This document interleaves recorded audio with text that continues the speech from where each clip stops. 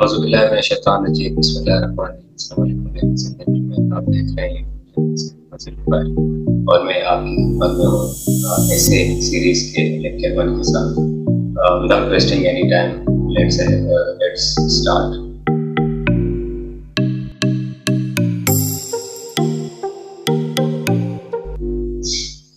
जब भी जो लर्निंग के स्टेजेस हैं, जब बंदा जो बच्चा होता है वो स्कूल जाता है तो सबसे पहले उसको ABC सिखाई जाती है। उसके बाद A for apple, B for ball, C for cat, D for dog।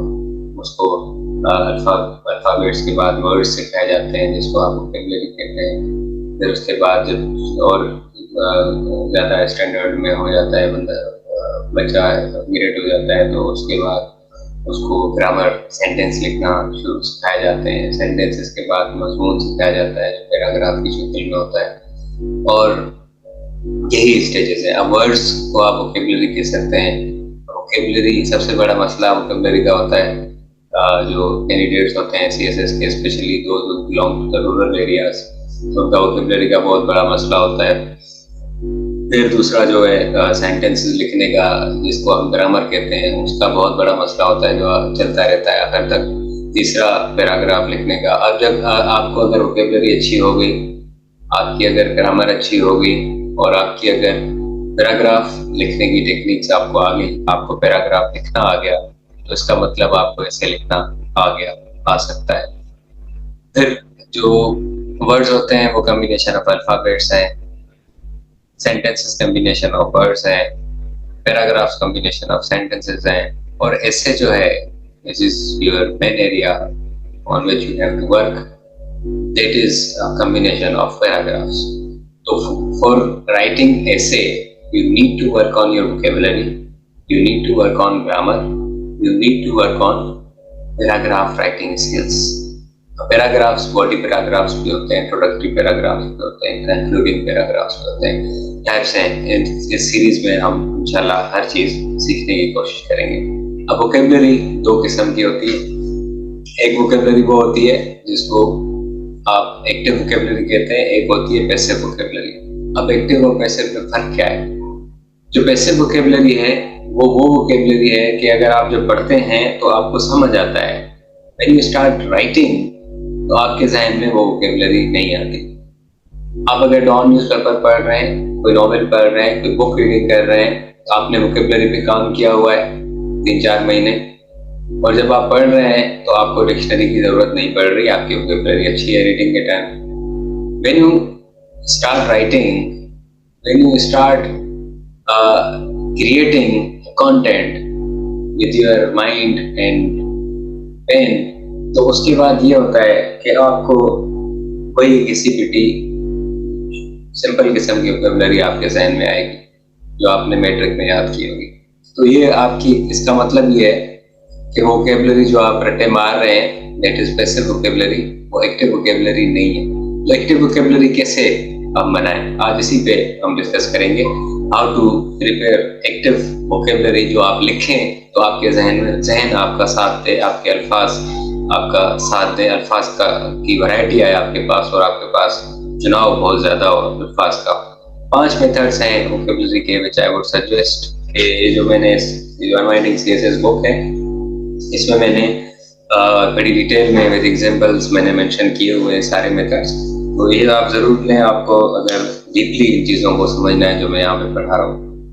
Changing sides. अब होता ये है कि आपके जहन में कोई अल्फाज आ गया, कोई वर्ड आ गया, आप उस वर्ड को निकालेंगे अंग्रेजी के अखबार से या कहीं से भी और उसको उसकी राइट साइड पे मीनिंग लिख देंगे। लेफ्ट साइड पे आप कॉलम बनाते हैं, जो भी वोकैबुलरी के मोस्टली जो स्टूडेंट्स तैयार करते हैं, लेफ्ट साइड पे रखते हैं वर्ड जो मुश्किल निकला होता है, राइट साइड पे उर्दू में, इंग्लिश में, सिंधी में, व्हाटएवर लैंग्वेज दे अंडरस्टैंड, उसमें उसकी मीनिंग लिख देते हैं। फिर जब याद करने का टाइम आता है तो क्या करते हैं कि वो वोकैबुलरी जो उन्होंने निकाली जो मुश्किल उनको देख रहे होते हैं, उस पे जो मीनिंग उन्होंने निकाली होती है उस पे हाथ रख के या पेज रख के उसको छुपा देते हैं। वो मुश्किल वर्ड पढ़ रहे होते हैं और उसकी मीनिंग को निकाल कर रहे होते हैं, याद कर रहे होते हैं, रिमेम्बर कर रहे होते हैं।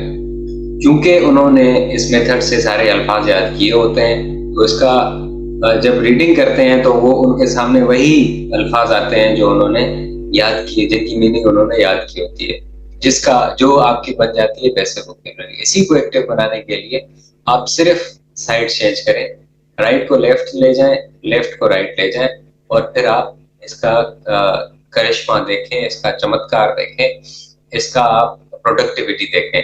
अगर आप इस तरह याद करेंगे कि लेफ्ट पे आप वर्ड लिखेंगे, मीनिंग लिखेंगे, और राइट साइड में वर्ड लिखेंगे, और आप जब याद करें तो वो जो मुश्किल वर्ड है उसको छुपाएं, जो मीनिंग है उसको देखें, और उसको जो वर्ड निकाला था उसको रिकॉल करने की कोशिश करें। ये आपकी एक्टिव वोकैबुलरी बन जाएगी।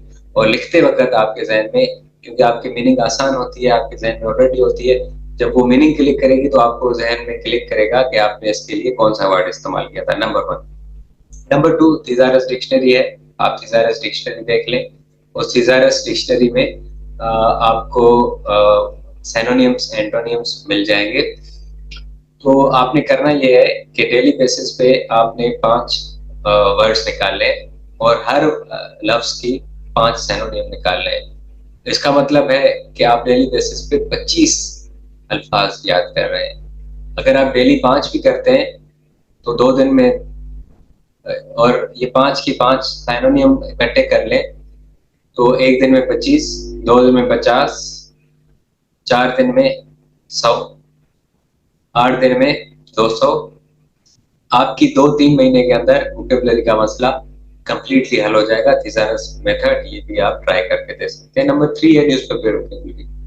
अब न्यूज़पेपर का जब एडिटोरियल आप पढ़ते हैं तो एडिटोरियल से एटलीस्ट डेली बेसिस पे 5 से 10 अल्फाज निकालें, उनकी मीनिंग निकालें, और उनको डेली बेसिस पे यूटिलाइज करें, याद करें, लिखें, उनको प्रैक्टिस करें जब आप प्रैक्टिस करते हैं एडिटोरियल को रीराइट करने की। तीसरा आपके पास है चौथा मेथड जीआरई वोकैबुलरी का। जीआरई भी रिकमेंड की जाती है, लेकिन कीप इट इन माइंड कि एक तो आपने जीआरई को ऐसे में इस्तेमाल नहीं करना, अल्फाज नॉर्मल लैंग्वेज में इस्तेमाल नहीं करना, कॉन्टेक्स्ट गलत हो जाता है, जिसकी वजह से आपका पूरा पैराग्राफ ऐसे गलत हो सकता है। आप याद करें, अगर आपके पास बहुत लंबा टाइम है तो आप जीआरई की वोकैबुलरी की भी तैयारी कर सकते हैं। अदरवाइज अगर थोड़ा सा टाइम रह गया है तो फिर इसको स्किप कर दें, क्योंकि ये आपको बहुत ज्यादा टाइम ऑक्यूपाएंगे। फिर आता है आपका पेयर ऑफ वर्ड्स, इडियम्स और वन वर्ड सब्स्टिट्यूशन। ये अगर आप दो भी डेली याद कर लें तो 6 हो जाएंगे। तो आपके 2-3 महीने के अंदर ये 500-600 से ज्यादा नहीं है, ये कवर हो सकते हैं। तो ये कुछ मेथड्स हैं, और ये असाइनमेंट है आपके लिए आज। Make list of 50 easy words that you know. जो भी आसान अल्फाज आपको आते हैं उनकी एक लिस्ट बनाएं। हर लफ्ज का 5-5 सिनोनियम लिखें, और डेली 5-5। आपकी वोकैबुलरी में वैरायटी आएगी आपकी। उसके बाद अपने बुक्स, अपने पास पेपर्स और सिलेबस हमेशा अपने पास रखें। पेन पेपर हमेशा आपके साथ होने चाहिए, आपके साथ ही होने चाहिए। और आपका असाइनमेंट ये है, क्योंकि हम आप डेली बेसिस पे आपको, जब भी आपका लेक्चर होगा आपके साथ यूट्यूब पे, तो आपको असाइनमेंट भी दिया जाएगा। आपका असाइनमेंट ये है, एजुकेशन सिस्टम इन पाकिस्तान। ये असाइनमेंट करें। नेक्स्ट जो लेक्चर होगा उसमें कुछ और असाइनमेंट्स होंगे, हम ग्रामर पे बात करेंगे। तो अपना और अपने एहलो अयाल का ख्याल रखिएगा। असाइनमेंट ज़रूर कीजिए अगर आप सीखना चाहते हैं। और यूट्यूब जो चैनल है आपका, इसको सब्सक्राइब करें, शेयर करें, कमेंट करें। जो आप और चीज़ें सीखना चाहते हैं तो we are here for your service. Thank you so much. अल्लाह हाफिज़।